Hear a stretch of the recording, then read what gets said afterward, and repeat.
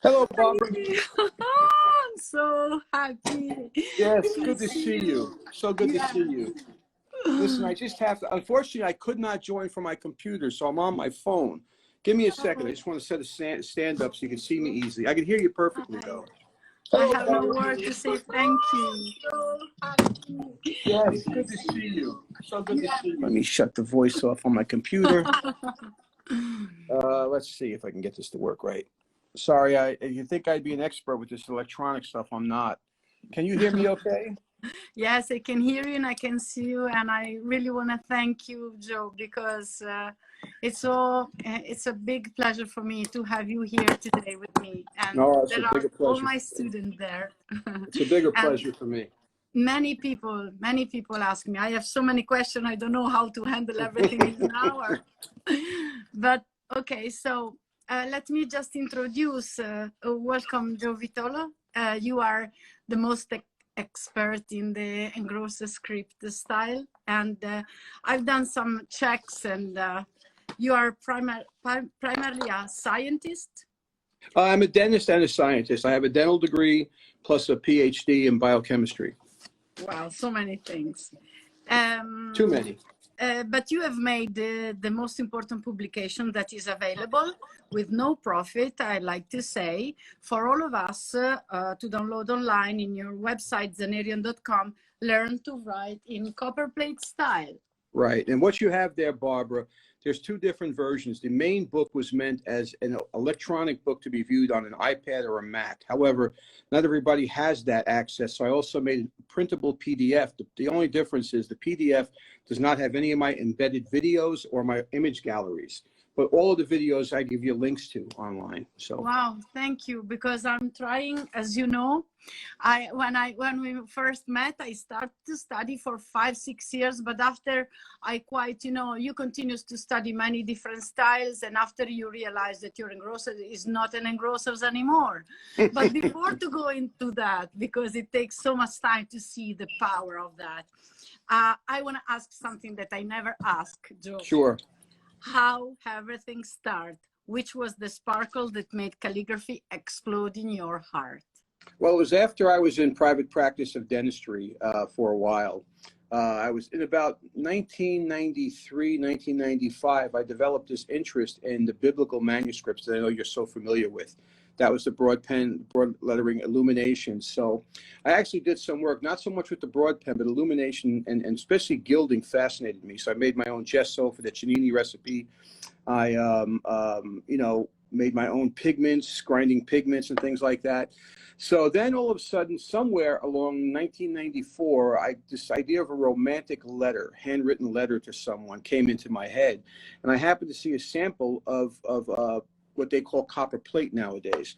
And that gave me a very big interest. I think the first person I contacted was Michael Sull, a dear friend of mine now. And also, one of your teacher too. So yeah. I never studied with Michael, but Michael and I hit it off because we're both very much interested in the history of what happened and the techniques. And so he told me, he says, I suggest you contact Bill Lilly at the time. And so I did contact, so the two people I had initial contact with was Michael and Bill Lilly. But it wasn't until 1999 that I went to my first Iampath convention. I don't want to make this too long, so I know we have short time. But I was in the middle of my PhD program in biochemistry at the University of Rochester. And I went down to the office to get some information about something. I forget what it was. And I walk in, and on this desk was this beautifully hand illuminated nameplate for the woman sitting behind it. Says, "Oh, are you a calligrapher?" She says, No, Annabelle did that for me. I'm like, "Who's Annabelle?" So she pointed me to Annabelle. So I went up to her and says, "Annabelle, I'm so interested in calligraphy." She says, "Oh, Joe, in 2 weeks, the Iampath convention will be here." So I'm like, "What's Iampath?" And so she told me. So I immediately registered for it, and I felt so much kindness there. I mean, I met John DeColobus for the first time, because at that point, Barbara, I didn't even know how to ink my pen. I was putting rubber bands around my nib to keep the ink on it. I couldn't write more than half a letter. And so John showed me how to do that. And then Bill Lilly was there, and I, of course, met him on the phone before. And he was kind enough to sit me in his hotel room for about an hour and just go over things with me. And that really lit the fire. And I've got before and after images of myself working with Bill. When I work with him, you can see a tremendous impact on my script at that point in time. And then I dedicated myself I have a personality that's some people would call type A. I'm very, I focus on one thing. And for many of your students out there, I'm sure they work on many different hands. The only one I was interested in was in Grosser script. At that time, I didn't even know much about its origins or what the proper terminology was. And so I focused on that like a laser beam. And that's exactly true. So what I basically did was a study. That's where I really got exposed to the Zenarian manual. I made it a discipline. As a scientist, I get very technically oriented about things. So for instance, I had a problem with the capital D, and I wrote an entire article on how to write the capital D. And to be honest with you, to this day, I still have issues with the capital D. So also Mike Essig hates letters. Yes, I know Michael as well. Yeah. He, I think the important thing that I wanted people to understand from everything I've done in this art form is to understand that you're not born writing the way I do, writing the way you do. This is a technique that you learn. Now, yes, if you have the natural ability of an artist, that some people do, like you or Jake Weidman, it can help, but it's not necessary. How much discipline do you have? And I would literally sit there for an hour practicing one particular letter, sometimes one particular line.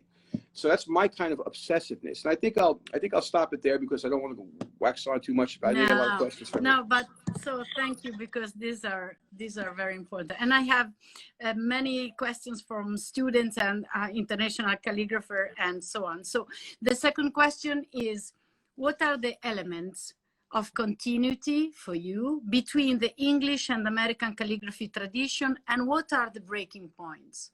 Well, I think there's been a lot of confusion about this, right? So the American tradition of calligraphy is definitely based in the stuff that happened in Europe. Even, for instance, in Grosser script or engraver script, as we call it here.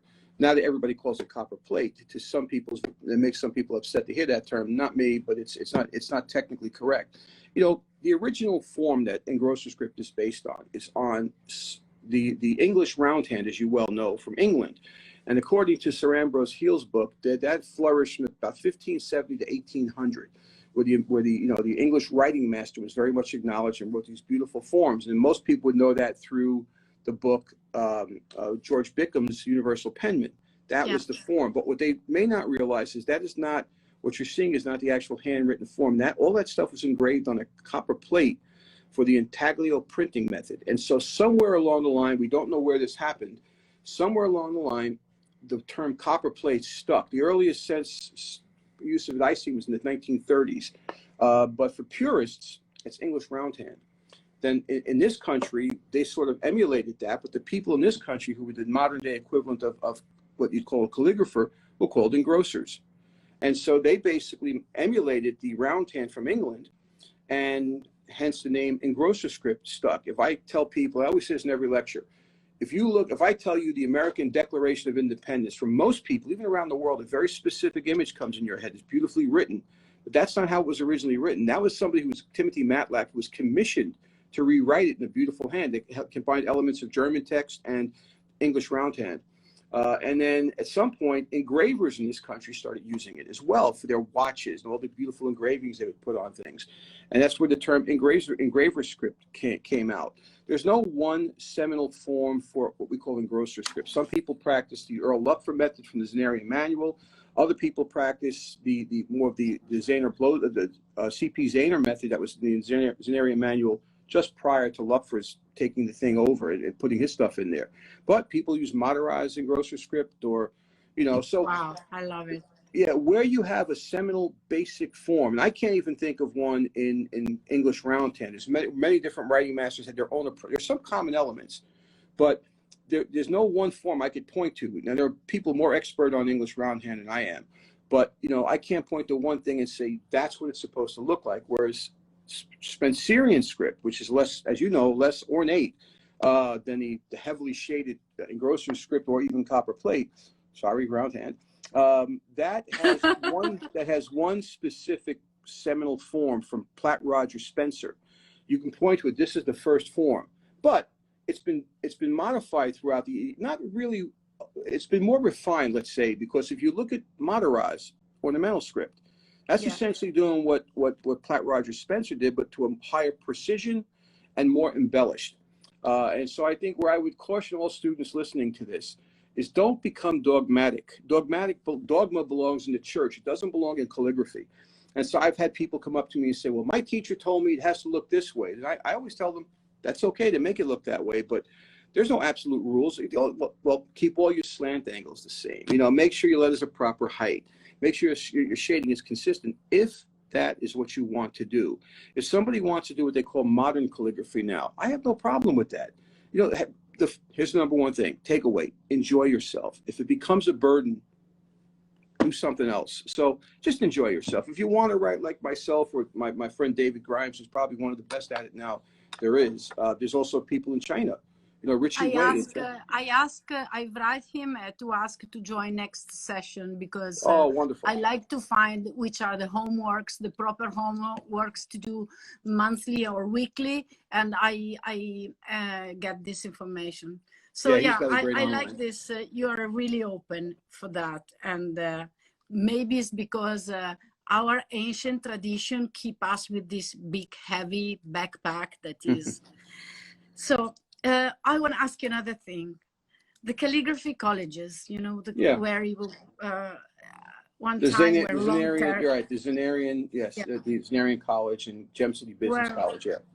Yes, they were long-term school only. But the home studio was something that maybe is comparable for you to the workshop online, or how they were working, because they were working by mail, you know. Yes, they were. People that cannot. So how was working this old school? Well, basically, there were two different ways you can learn the calligraphy, right? Or the penmanship, as we call it. That's another thing. Some people would be very upset if I use the word calligraphy with this, but I don't have a problem with terminology, Barbara. People know. I love your freedom. Yeah, I well, love because your freedom. The idea is to be inclusive with people, get them in, and then you can tell them what the history is. They can decide if they want to use that terminology or not, but not to, I don't want to ever make somebody feel like, people used to be afraid to come up to me and ask me questions because they'd be afraid they'd say the wrong thing. No, it's not. Just tell me what you want to ask. Anyway, so what happened was there was the schools of penmanship, and they weren't really penmanship schools. They were really business penmanship, business schools. They taught people how to be, you know, accounting, and not accounting as a CPA, but how to keep the records. English penmen did the same thing. They were hired to make the records for the businesses that were around at the time. And so basically you had to attend these things, and part of their curriculum was penmanship of some sort. It was, the Zenarian College taught broad pen, they taught pointed pen, they taught business penmanship, but they also taught accounting principles and things like that. I guess there was some places you can go like Zenarian. At some point, they were just giving focus courses on penmanship, because I have flyers from that period of time. And then there were people like Tamblyn, and not just Tamblyn, but also Gaskell was another one. Gaskell's Compendium. I used to have that book. It's a beautiful book. It's meant as sort of a home study thing. The Zenarian. It is on the Iampath website. Yes, I never scanned. I scanned many of those books, not all of them, but I don't think anyone's ever scanned the entire Gaskell book, because there's a lot more to it than just penmanship. But he was basically teaching a form of Spencerian at the time. The Zenarian manual, this will surprise some people, that was never meant as a home instructor. The Zenarian manual was meant for in-class instruction, because a lot of it I had to pull stuff out of that. So that's why it's not so fulfilled of information. I mean, no. You need a teacher. You want to hear something amazing? You may know this from Michael, but one of our members, I won't say her name, but owns Earl Lupfer's Zenarian manual, his personal manual that he taught from. And in the beginning, I have scans of his first few pages that show his lessons, because the idea was to give you some basic information, and then the rest you can go to the book and sort of, some of the stuff that you've seen me do, like talking about the symmetry of forms and everything, that comes from the stuff I pulled out of the Zenarian manual. It's not said specifically. Some of the images show it. And then I learned a lot also from someone like Del Tisdale, who spoke to many of these masters. I spoke in my lifetime to four masters, I'm sorry, from the Zenarian. I spoke to Chris Kostaris, who passed away not long ago. He was a gold seal in everything. I have, of course, Bill Lilly, one of my mentors. He was a gold seal in engrosser script. But I also spoke to Stephen Ziller, who was the heir apparent to the Tamblyn legacy. And that Tamblyn's another one with a home instructor. His home instructor that they put out right now in penmanship was meant as a home instructor. And it's a wonderful resource if somebody wants to learn the old school way of doing it. I think I'm getting lost here in the question you asked me, but No, so it's there was okay. a difference. But So Barbara, you if know as well as we, I do, you have to you see know it why I'm you have to asking see you? it. Yes, go Yeah. ahead. Go ahead. No, you know why I'm asking this? Because as when Michael Saul suggests me to buy the Zenarian manual to start to Yes. study with it, coming from, you know, all the heritage it was very kind of, I was not enough. So I was, you know, coming back and forth every 6 months, but was again, you know, the air you breathe, the books you have. Maybe I need to live in the Iampath archive room for 4 months, and it was not possible. So working from Europe, the only thing we have now is your manual. Thanks God there is Ms. Grimes that is offering this. I know M. Word is giving lesson of Mike Word of signature writing. I mean, there are some more, but as you know, 15 years ago, 12 years ago, there were nothing. So but when, as you know, when I come back the first time from my penman workshop, penman was a word that here in Italy, in Europe, doesn't exist. Exactly. But Scribe. may I say that a penman is a letter designer or is a calligrapher, is both? How you define a penman? There would be, when I spoke to Chris Kistaris, who is a gold seal from the Zenarian manual, on all the different hands, as well as illumination styles, what they call engrossing. Engrossing and illumination are very similar. There is some specific differences. But he says, Joe, it's all calligraphy. That's what he said to me. Now, my mentor, Bill Lilly, would have a problem with that general terminology, because he was taught it's penman. And honestly, even there, Barbara, I mean, I can tell you different differences between. I see myself as, the reason why I don't call myself a calligrapher, because for me, and am I one on some levels, but that it's like an artist. There's no such thing as an artist who doesn't produce. I don't produce. I mean, what you see me post online is not major works I'm producing. You know, I'm not a productive artist in that regard. You know, I some of what I do is art, but it's, you know, somebody like yourself who constantly produces works for people, that to me is more in line with the artist form. And I try to make sure that we look at the historical forms, penman, the current forms of calligrapher as art. The only thing that really upsets me is when people reduce everything we do to craft. It's a craft. Well, what we do requires certain knowledge of craft. But if you reduce it to just that and no art, I have a problem with that. So I consider anybody who's willing to put pen to paper and show it to somebody else is art. Because it takes guts to have somebody see your work and maybe potentially criticize it.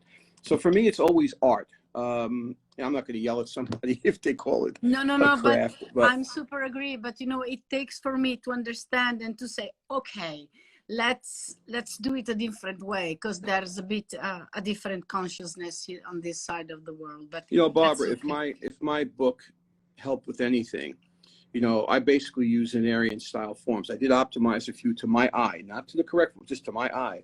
I think if my book can be looked at historically, it's probably something that was able to gather more information from the Zenarian manual that actually appeared there. It was the source of it. And but why you don't open at the base the ovals?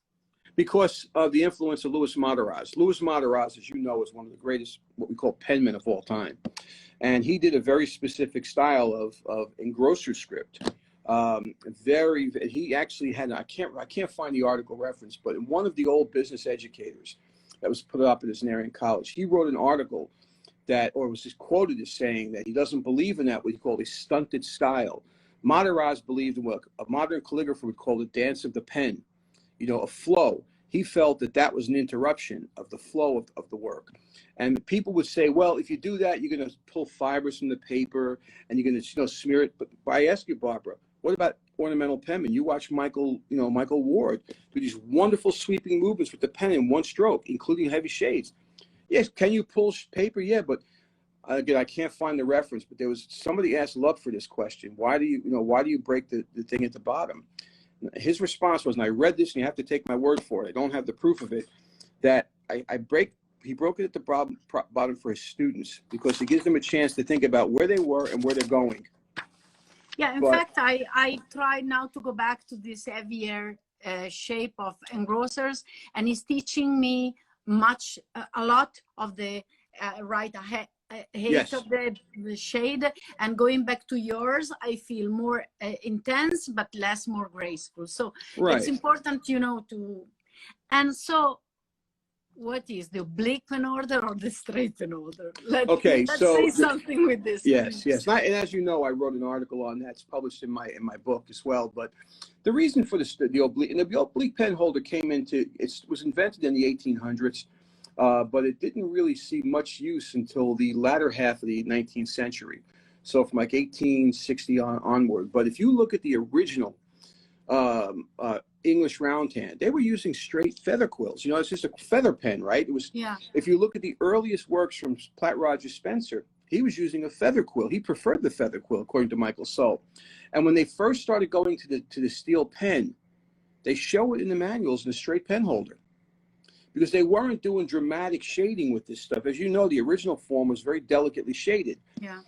In order to make a heavily shaded point, a stroke with a straight pen holder, if you're a right-hander, you can get a jagged inner edge, as I've written about. The one nib tine will drag across the paper. Is that wrong? No. Sean Archer was somebody who, I think he passed away not long ago. I hope I'm not misspeaking with this. But he loved that kind of effect, so he would use a straight pen holder. But it wasn't until the metal pen met the oblique pen holder in the latter half of the 19th century in people's hands like Albert D. Taylor, Louis Mataraz. All of a sudden, the style became much more ornamental or artistic. And so if you look at those hands, some people would actually argue it's more art than it is, you know, a style of penmanship, because how dramatic the shading is, these counter shades. And to this day, Louis Mataraz's work stuns me. Every time, if I didn't hold, you've been to the Iampath, you know, the Iampath archive. If I didn't hold that in my hand, I wouldn't believe the human hand could do that. And to this day, you know, so what was my approach to when I was learning? If I could put my paper on a table next to Charles Norder's work at the archive, or Willis Baird, and I think it belongs on that table, then I'm happy. And so that was my standard. You know, it's many people's standards, and we have people today who are doing work that are, because maybe also now is a bit easier thanks to all the work that Iampath has offered online for the people to study, have comparison. Because I remember that I was coming back every time with my pointed pen, and as soon as I was showing it to my English teacher of copperplate, everyone was saying, no, these are not letter. Even the capitals were strange. So in the months that were following my arrival to Italy back, everything was more copperplate-ish. My Spencerian was always lighter. I understand. And I remember when we worked together, that's like, I get to say your current script is really wonderful. Even the thing the piece you wrote for today's talk was wonderful. I see Norder's influence in that. That's very much an influence I see from Norder in the Zenarian manual. But So, no, Barbara, I think it's very easy for people to get confused. And listen, when I got into this back in the late 90s, there was nothing available that I could find. You know, I mean, yes, but the Zenarian manual existed. I didn't know about it. There was an online site. Maybe, maybe one of the earliest online sites was from Ross Green on Spencerian, but I didn't come into that thing. But I think he had an early online Yahoo group that discussed some of this stuff. But you know, at my first Iampath convention in '99, you know, I'm sitting in the audience when they're talking about the business aspect, you know, what they're going to do, and I raised my hand and said, "You need an online website." And they were very resistant to it because it was something new technology. They're very resistant to it. So I told them, I says, they wanted to talk about it and then discuss it at next year's conference whether they wanted to do it. I told them, you guys talk about it. I'll have the site up by the weekend. And that's what I did. I put the first Iampath site up. And then they were very happy I did that. But there was a point when I put all of the books I scanned cover to cover, I put them on that site. And there was some debate about, should we let the public see this, or should we have it as a private thing for members only? So they meant well by this, but I told them, if you make that members only, I will publish all the stuff on my own website. I didn't scan those books to make them secure, to make them secluded from the public. I was told early on that some of these books people have and they won't show them to people. You can't find them. So the first book I was given, a major book, Kathy Saunders, God bless her, gave me the Mataraz book, gave me one of her 2 copies. I went home that night and scanned it cover to cover and made it available to people. I love Kathy. Yeah, yeah. So anyway, long story. So yes, for me, it's really important that there was something out there because I felt alone. If somebody didn't help me, I was going to give it up. I couldn't figure out how to use the pen or, how to You have set. no idea how much you No. have done. I remember the first time that I came and I was in one of your workshop. I was lucky enough to attend one of your workshop. After you invite me to your desk, and I tried also the nib you have that was something like Muslim imperfection. Muslim imperfection. That was like to drive a Mercedes for the first time. I was, what is that? And we speak. You remember late night that night? That's one of the greatest things about Iampath. You can go there and sit with people. Yes, I miss it. I miss it. But yeah, I hope that one day, if they invite me again, one day I will come back for sure. I'm sure. In dealing with the study of pointed pen style, for you, there is an order of approach that you recommend. For example, the paleographer that is helping me to make the book, he said, do we need to start from italic English cursive, then copperplate, and then engrossers? Or because many people are write me and they say, I love calligraphy, I want to start. And in Italy,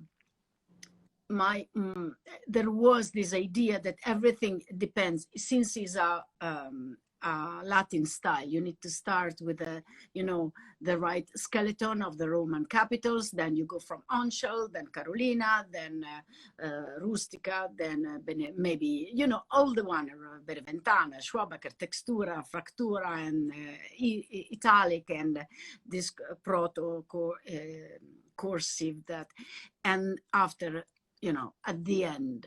But if the people want to start, as I've done in America, I've started with your workshop, you and Michael Saul. At that time, they were the best teachers in Iampath because everyone was 30 years of experience. It was impossible.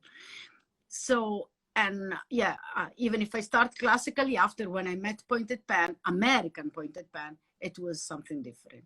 So if someone that prefer to start with a pointed pen, do you suggest copperplate, engrosser, Spencerian, American cursive?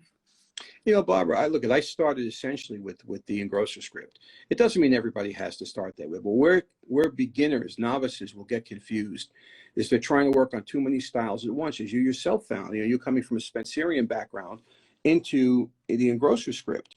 And even Michael Sull, I remember he wrote something in engrosser script for me, and I just happened to notice that his shading was more Spencerian than it was engrosser script. That's perfectly fine. I think for somebody who's a novice coming in, and this is how I wrote that book, was intended to help anywhere from a novice to an advanced person, calligrapher, to be at my book. Plus there's also the videos I have on YouTube to help them stay in the form and understand it. But I think some of the mistakes I see sorry, that's the wrong word to use. Novices that come. A novice can be somebody who's 70 years old in this thing. They try too many different styles is the first thing. Second thing is they try to flourish right away. And one of the things I used to speak with Brian Walker about, Brian was a master calligrapher of all different hands, but also one of the best at Spencerian. We always talked about, if you take a real fancy a Spencerian with all the swirls and curls, take all of the flourishes away and the capitals, and you're left with lowercase letters. You write more lowercase letters than you do capitals. Are they good? And so many people are trying to run before they walk. So if you want to come into calligraphy and play with it, that's fine. But if you're going to make a study of it, I recommend studying one form initially, and then do not deviate to different programs. I'm proud of what I did with my instructional book. David Grimes has a wonderful site, but I would definitely recommend learn from, if you want to start with David, learn on his site, because it could be confusing, subtle differences. And so I think from my perspective, but there's no many teachers that teach the good engrossers. I saw his examples are very, very good. Oh, yeah, absolutely. There's not many people that can do that in the world, I think. I will say this, Barbara, in a very kind way. I don't really make comments like that simply because I don't want to insult anybody. I never criticize anybody's work. I started the first book I started off with was Eleanor Winter's book, because there was nothing around. It's the first book I seen on the Everyone shelf. starts with Eleanor Winter. And thank God for her book, because it got a lot of people involved with it. It may be different than my style, but I think you have to pick one form and go with it. And don't, you would never let your baby try and learn to run before they walked, or to ride a bike, so you have to learn the fundamentals. And that's really what this comes down to. And you know this. I mean, one of the hardest strokes in engrosser script is the vertical straight line, like for the capital of the lowercase p.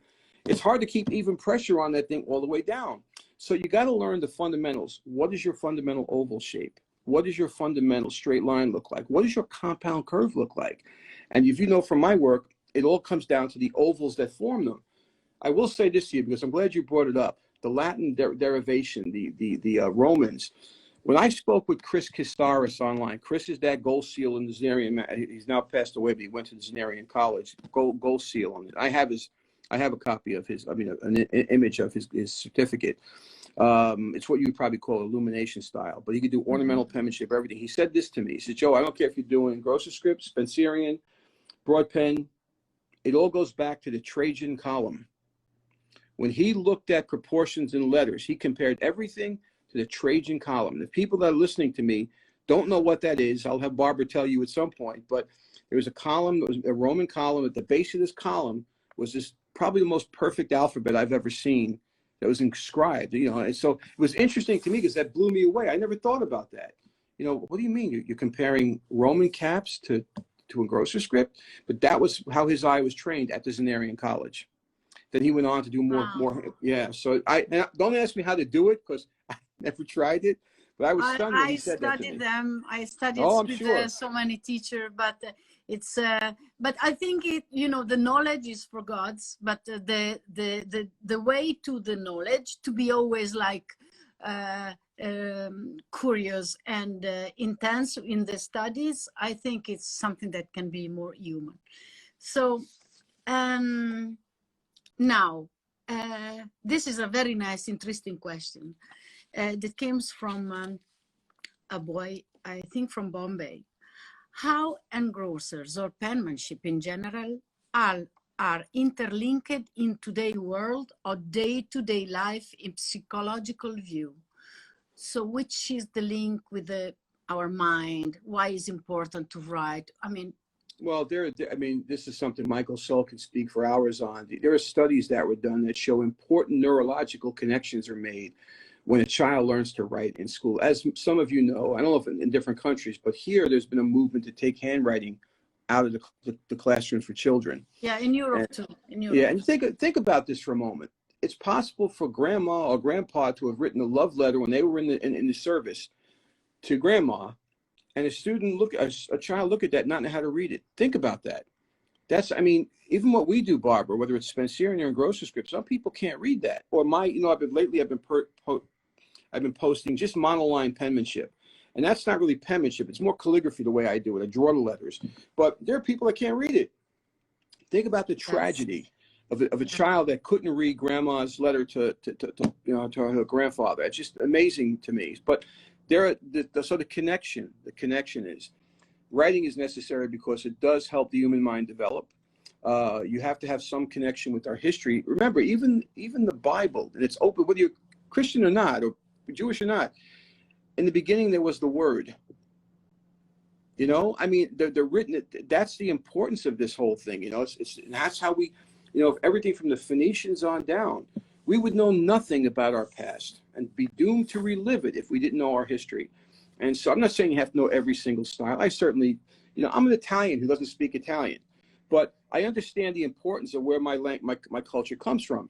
And I think with calligraphy, the connection is just the importance of writing, so you stay connected to your past and know where you're going into the future.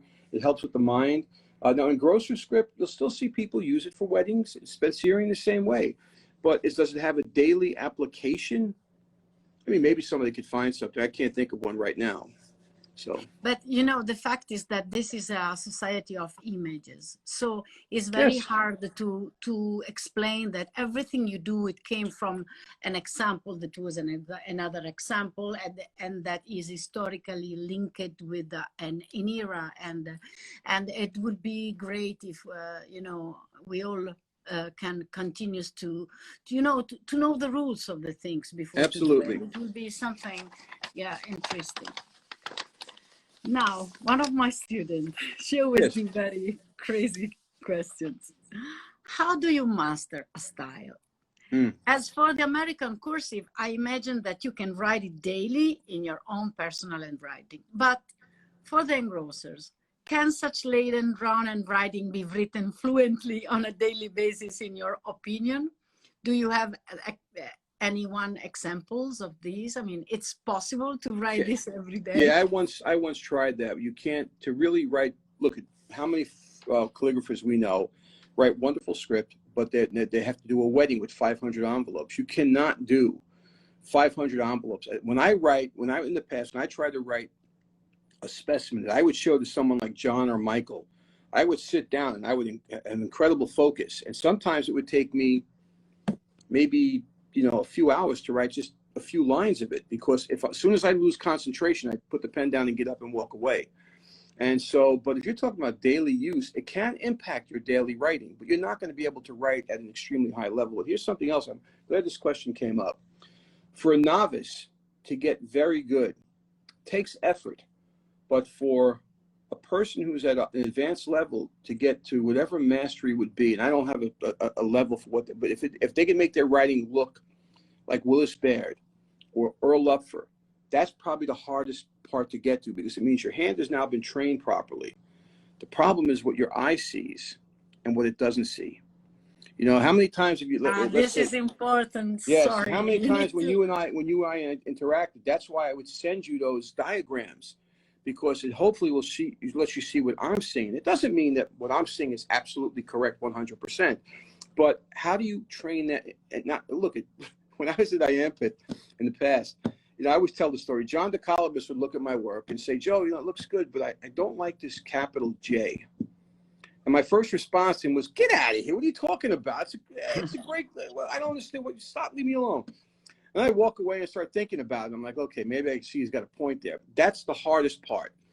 And here's another thing too. And this comes from teaching. I mean, what I am I'm a teacher at fundamentally, not just calligraphy, but you know, I'm a dean at a dental college. I teach.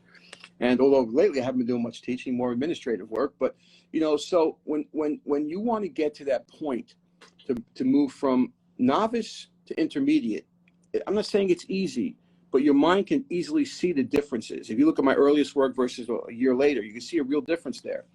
But what does it take to get that extra little bit? And that's why I make those diagrams about, you know, where the bottom of the letter curves and things like that. There's no secret I've ever done that I freely give out the information. I don't hide anything. But John would tell me it took somebody, usually a competition, somebody better than you, to make you better. You know, and there was a time where John was probably the best ornamental penman in the world, may still be, but there's so many other people out there, you know, and I never, and for engrosser script, you know. But John DeColibus was teaching engrossers?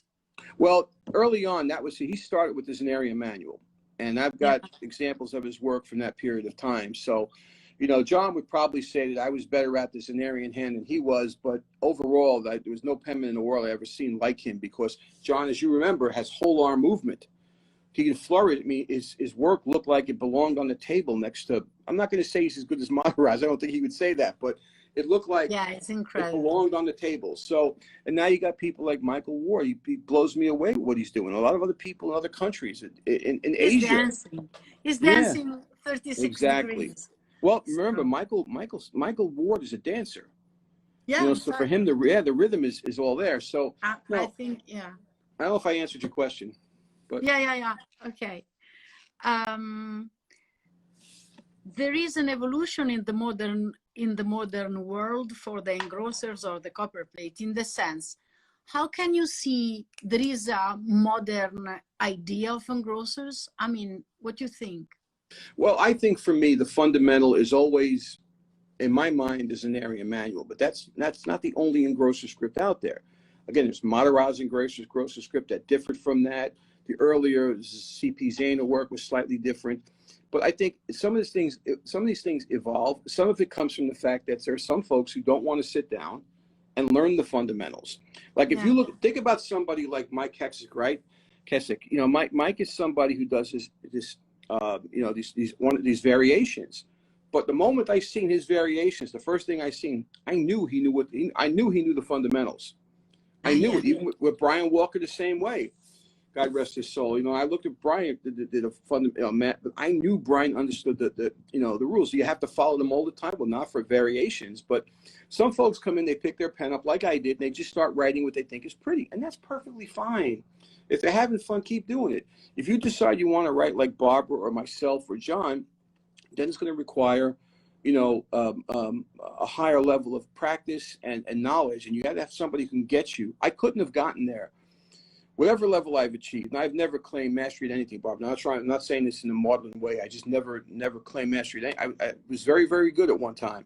And so, but what happened to me is I got to a point, and I had this conversation with David Grimes. I got to a point where all I could see was the mistakes.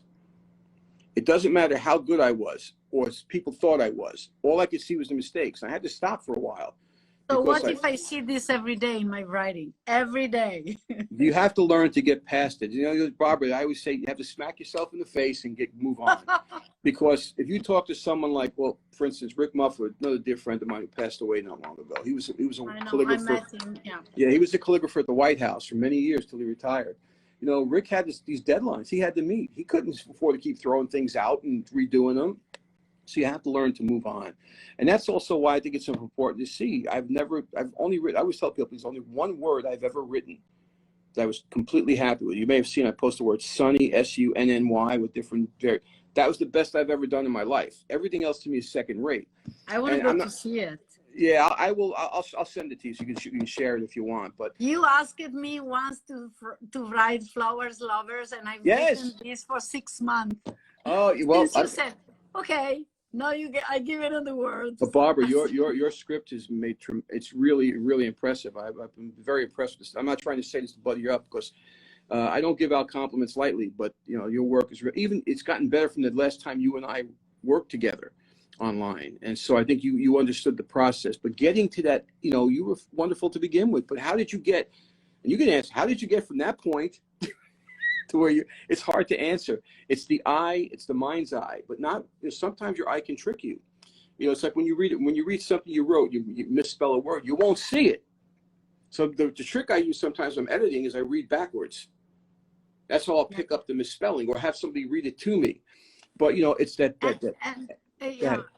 and since you teach, I remember the first time in Iampath, you teach the loop and to reverse the paper completely. I try many times because I want to see the line instead of the meaning of the word. Try to write backward or just upside down, just because I want to see a pure line. If it's good, reverse. If it's, you know, because in Grossers, this is what I try to do every time. It's like Legos bricks. There are some lines that you can use for all looped descenders. Must be not type quality, but they are the same, like brothers and sisters. And they need that. And you know, it's even if you are too far from the nose, it's very hard. And I always remember you in Iampath going so slow, take the paper, check every single line, clean the nib every time. So all these rituals are long and takes a lot of care to learn. Right. So, and see, what I did not know at the time, Barbara, is that, and I'll tell you, I've changed since you've seen me do that. I no longer make, when I, Debbie Zeiner, who was the president of Iampath a few years ago, she said to me, Joe, it's impractical. The way you write is impractical for somebody doing wedding envelope. No, she was right. So if you look at my videos now, no, she was right. And so you look at my videos now, I don't really turn the paper anymore. You know, for me, I do. No, if you look at my videos on YouTube, but I made the adjustment way back. I forget when, like in the middle 2000s somewhere. And so when I'm writing on my own, yes, I might do that, turn the paper to get what I want, but it's useless to the modern calligrapher because you got to sit there twisting envelopes. You know, it's not. And so I changed my approach to it. really? Yeah. So I'm still the old way. I'm That's fine. sorry. Whatever works for you. Whatever works for you. Again, I think if somebody is to use my book and go to another teacher and say, well, Joe Vitolo says you have to do it this way. That's not the way my book was meant. But if you choose to follow a teacher, then you have to follow the form. Because if you start following too many different teachers, you're going to get so confused. Your hand's not going to know what it's doing. Yes. I can, at a point now, I can emulate. Well, at the time, I could have emulated almost any style of pointed pen, with the exception of Spencerian, because I never did. I could have emulated the round hand of a Bickham's work. I'm not saying it's that same level, but my hand had the ability to do it. My eye could probably do it at that point too. But anyway, I'll just ask me another question. Okay, this is a question from a lady that a last minute question, and I have five more. She asked how to line guideline for art when you write a slanted style, like engrossers or Spencerian or Coco. Right. It's slanted 52, 54, and how is possible? I mean, can you give us some suggestion how to make a curved letter properly? Oh, you mean for a curved arch? Yes. Like that. No, first, let me say this. I've never done that. Okay. Jake Wyden has done it. But what you have to do is you have to look at the letter in terms of every single segment. And so you have to, there is some, I'll see if I can find it. I believe this Zenarian manual does have some indication of how to do that. It may not be. It's the arch is only for black letters, right? And usually but in fact, I said I used to do mine in the sense that I just made an arch, and all the letter I didn't slant it too much. I tried to tend it a bit straighter, or not is very difficult because And to be honest with you, Barbara, it's not something I've ever done or ever taught. And so last thing I want to do is give information out that I'm speculating on. I don't have the answer for that. I will speak with her. And then, in your opinion, is gestural the evolutionary step of the modern era of calligraphy? I mean, is what? It is gestural, the evolutionary step of the modern era of calligraphy. I mean, are you modern only if you do gestural or gestual calligraphy? Because, for example, what I feel every time from my colleague in this part of the world, not now, because now with the wedding calligraphers, there is a big movement. There are many penman, many pointed pen groups, but think about 15 years ago, Joe. Everyone was looking at me like, are you crazy? I mean, where you live? Because to be an artist or to do contemporary calligraphy, it seems that you need to make this kind of lines more gestural, more free. There is an evolution for you in the calligraphy, and if there is only through this gestual, or the formal, old, beautiful calligraphy can have a future for you. Well, listen, I think it really depends on the person. I think if you're worried about people labeling you or telling you, and I know you went through this early on, because the rich tradition of the European calligraphy, and that's been there, but it's happened in this country too. There used to be wars online because somebody said that Edward Johnston didn't blah blah blah, and I read all Johnston's books. Remarkable contribution. Yes, but what that led to a belief that there was no such thing as broad pen work until Johnston came along, and that is not true. Dennis was doing broad pen work in the late 1800s, way before Johnston published his book. He would write with quills. So there's been some readjusting of thought. Now, as far as modern goes and evolution, Barbara, my one style is what I did. And I don't believe that you should restrict yourself to one style. What you have to first develop is the eye, the hand, and a sense of where you want to go with this. Because even though it might be a modern style, one of the things that I just have trouble with from my own eye standpoint is when I see modern calligraphy of any type, and they just put lots of spaghetti on the paper. No rules to the way the flourishes are. Look at it. If you want to do that, God bless you. Go ahead and do it. I'm not going to criticize it openly, but for my eye is so trained to look at the way Mataraz did things, the way A.D. Taylor did things. There's rules. You're going to make let's say a flourish horizontal to the baseline. That's the rules. I did that with one of the best scripts I've ever seen. The A.D. Taylor's. What was in the name of that signature? Bodenheimer signature. I showed all the horizontal ovals on that signature. And so, no, I don't. The evolution thing to me is other people like Mike Kessick at the time took it further with his non, I guess, well, what do you call them? Variations. It's perfectly fine. But it shows to me knowledge of what he did. So I'm Yeah, always in looking for fact, it somebody, was. right? I'm looking for somebody who understands the fundamentals of a good letter form design. And you said earlier about the earlier Trajan column. What that In set fact, me is what I think. I mean, I love exactly. modern If they ways don't of. do that, that's up to them. I'm okay with it. I will never criticize somebody unless they ask me, what do you think? And I wouldn't criticize. I'll just say, what are you looking to do? And I'll give them maybe a pat how to get there, maybe not. But I never give unsolicited advice. And it takes also a life to understand this Yeah. this suggestion. I learned so much in the. Okay, in your opinion, Joe, is a calligrapher necessarily an artist far above the average, or it could be a man who loves small things, very simple, that keep the tradition alive? So I have I have always looked at calligraphy and penmanship, whatever you call it, as an art form. Matter of fact, a lot of times yeah. online you'll see me, rather than use the word penman or calligrapher, I use pointed pen artist. For people who just do that kind of work. This is nice. Yeah. Yeah, as I said earlier, I have a problem with just looking at it as a craft. Now, if somebody wants to pick up a calligraphy marker and do some informal lettering, that's fine. But for me, it's art. Look, in essence, Barbara, art is not necessarily the expression of the formal background and the history of it. Sometimes art is the expression of the soul, and that may have nothing to do with a background. Somebody who creates new art, a new way of looking at things. This is what happened with guys like Kessick and Brian Walker, the pointed pen variations. I think it's really true art to me. True art. You know that I never see the Brian Walker work because in Europe there were not a workshop of Brian Walker or book or anything. When I come back, my first 10 years of back and forth from America, I even don't know this, that there was a penman that was working alive, that I would be so good to go maybe contact and go to visit and learn from him. Well, But it was I'll not tell you. popular. I mean, it was not. I know. And you remember the struggle you had early on with. Yeah. He had a real struggle because that's the country where roundhand originated, and many people from England don't think of it as informal calligraphy.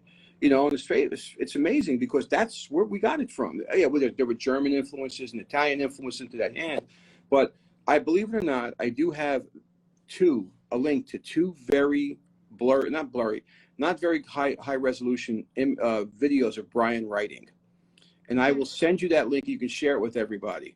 There's not much in the there. class with my student from Cursive. Yeah, and Brian passed away a few months ago. His daughter's now put up an Instagram site about him, but he was a kind gentleman. He was one of the founders of class. But maybe at that time was not so, because everything started with the computer, the workshops, this kind of, I don't know. Well, listen, even though calligraphy is not about computers, if it wasn't for the computer, I wouldn't have been able to put all the stuff out. And in many ways, the computer saved at least the American form of it. The British form, the European form was basically pretty well safe.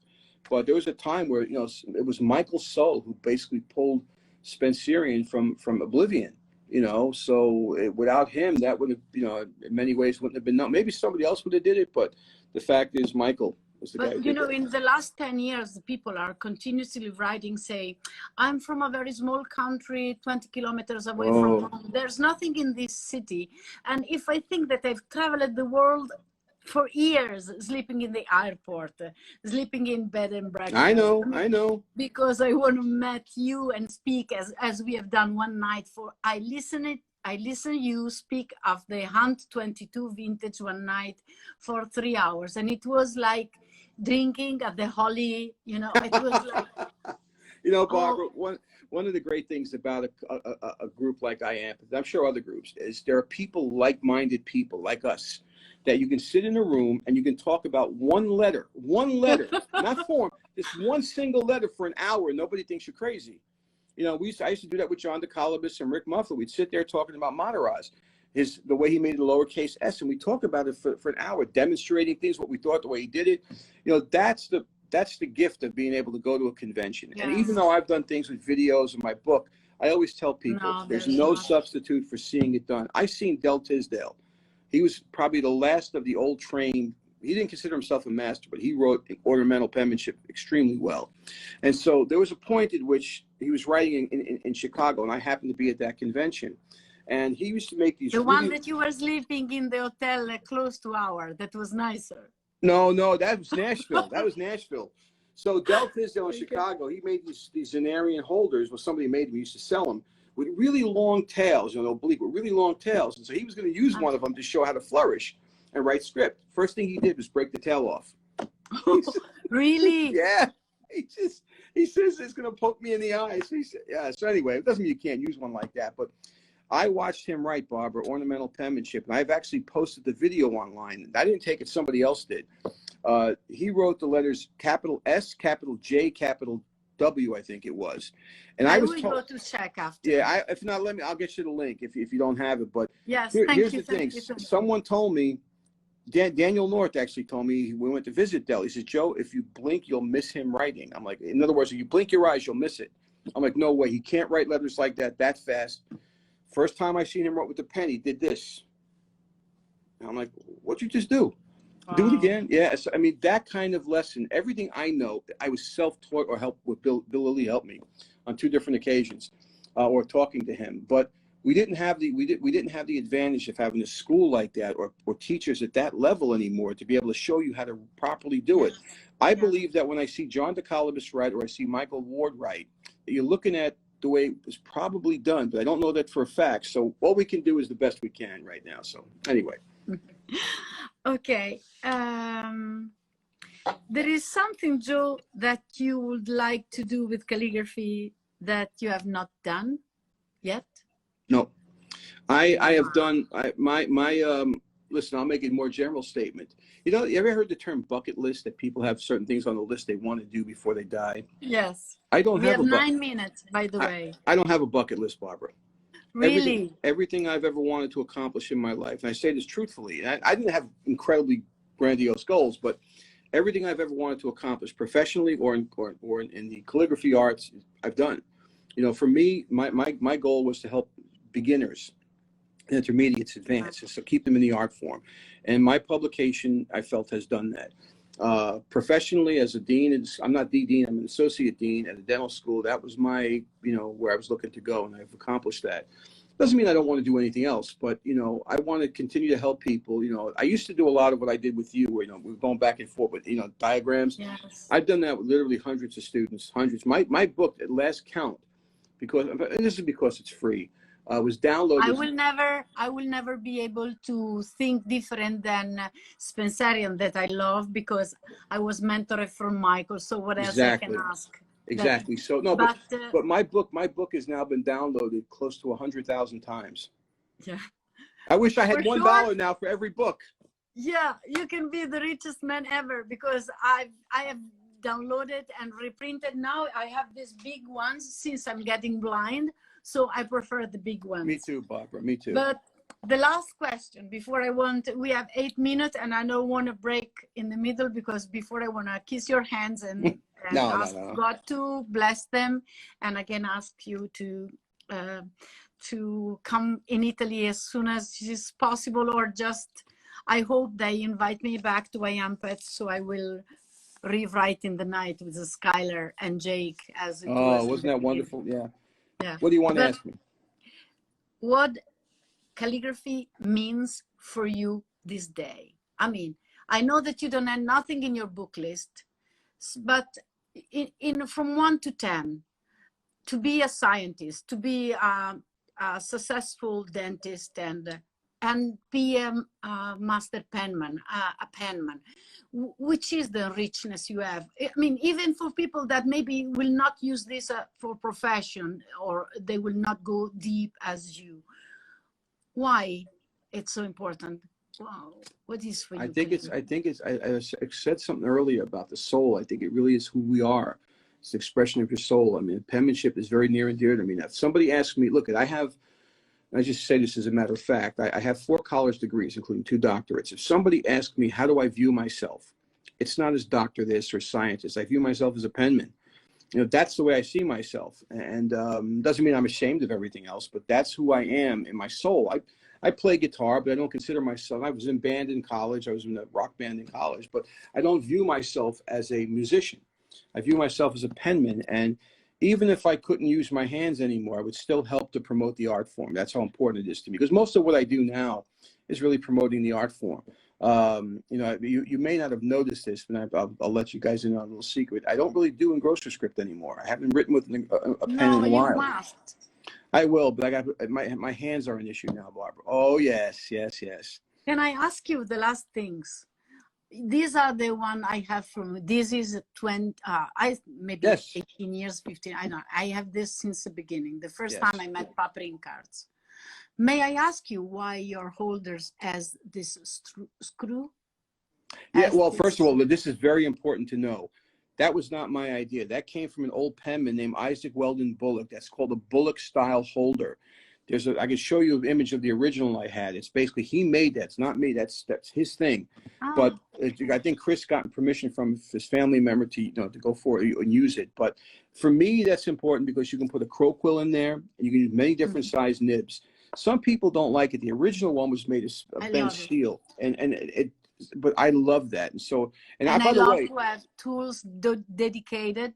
Hi, Joe Pan is online now. Oh, and both of those pen holders you showed, I helped design both of them. Not from the fundamental, but the first one, that one there, I suggested they use that one on an hourglass style holder. And you know, look, I've written with many different style pen holders in the past. And if somebody wants to use a straight pen holder to do what I do, it's okay if that's what they want to do.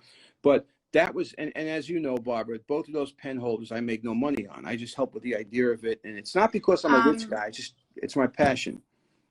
I have helped Anna Ronchi, the Italian Calligraphy Association, one of the Italian Calligraphy Association founder, to do the holders too. And I don't have commission for that. And I'm happy because there were no production of this in Italy, and we can always, you know, spend so much money on top of this for the shipment. And she's doing a nice shop. And so, you know, Barbara, first of all, let me just say this. There's nothing wrong with somebody making a profit off of it. I was fortunate enough to be in a place in my life where I didn't have to worry about that from what I was passionate about. But if somebody charges for a holder, make it, that's fine. But, you know, my book, everything I decided early on to do just because it was my passion. I don't like mixing passion and business together. That's sometimes a bad combination for some people. But anyway, so yeah, I'm very proud of that. And Chris does great work with pen holders. Chris Yoder. I have my hands like this, like Frey, like thank you. And it was an hour incredible. Again, I hope to see you in Iampath. I thank you for the amazing gift you gave me. And I can say we hope in 22 that would be, I don't know. Yeah, I know. Well, you got the vaccine coming out now. And I think I'm supposed to get the vaccine sometime in January as a healthcare worker, but I don't know how that's all going to shape out. I think I had the the virus in the beginning of the year. I had lots of problems. It felt really bad, but anyway, but yeah, hopefully just pray that it'll get better and we'll be able to see each other again. So you have no idea how have you with me today means, because my American heart is so far, and today you bring it closer in my studio, and I ask God to bless you for that. And the same to you. Thank you, Barbara. I do appreciate it. Bye-bye, guys, and thank you for listening. God save penmanship. Will you be posting this, Barbara, at all? Yes. Can I leave it live in my page? Please leave it wherever you want. So you can receive it, because I want to see all the people that write. There were so many. Calo make art. No, she made it. She stayed up late. Calo stayed up late. Yes. So many. Yeah, and anything I post online, for all your listeners, you're always welcome to use it in your own class and pre-print it. Just make sure you just credit me as the source. That's all. But they're welcome to use anything I post. Thank you. Love you, Barbara. Thank you, Joe. Bye-bye. Thank you. Bye-bye. Grazie.